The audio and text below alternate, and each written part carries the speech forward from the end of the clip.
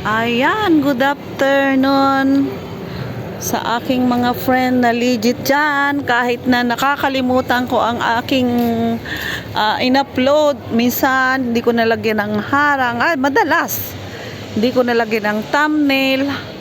Ay nandyan pa rin kayo at nakasupport sa aking video. So, salamat po sa inyong lahat, ano? Labis akong nagpapasalamat sa inyong full support, sa inyong kabaitan. Ako ay bali 2 days ng holiday. So kahapon talagang nagtambay ako sa sa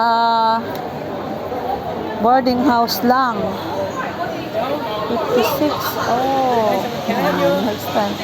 Tapos may mura yung body wash.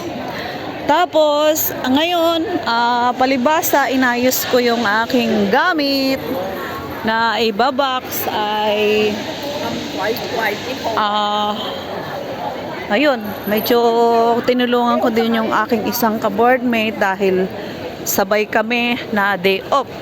Ngayon, kasi ako 2 araw, yung day po nung nakaraan, ewan ko yung bukas, kaya hindi ako natuloy papunta ng Hong Kong. Although ang ganda ng usapan namin nung una ni Sis Adoracion at saka ni Chinchin, pasensya na kayo, no?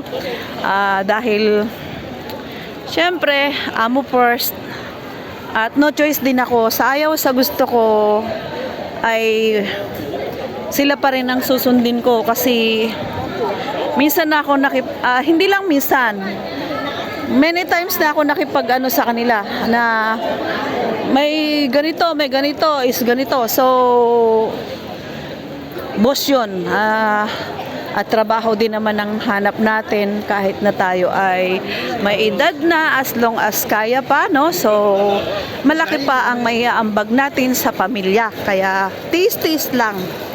As long nakaka-renew ko lang din. So ginusto ko yan. Sabi nga, ginusto mo, tiyagaan mo. At ayaw ko din naman magstay sa Pilipinas na nakastay ka lang, ganyang wala ka ng trabaho. Kahit as long madiskarte naman ako, pero mahirap maghanap buhay sa Pilipinas, lalo na kung ganyang ang mahal ng bilihin.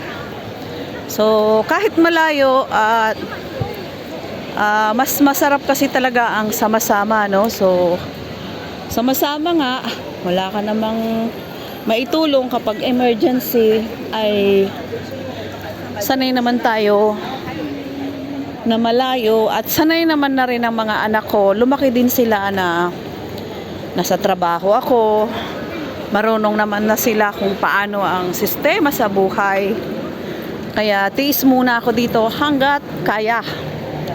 So pag kailangan kong makuha muna ang anak ko, kasi sabi niya magtatrabaho ako dyan para sa mga anak ko. So kapag okay na at nakabisado niya na rito, so magde-decide na ako, palitan ko siya, ako na yung magtambay doon, bantay sa mga apo, tumulong na rin kasi ang manugang ko ay mabait naman, uy, nyari dito tayo,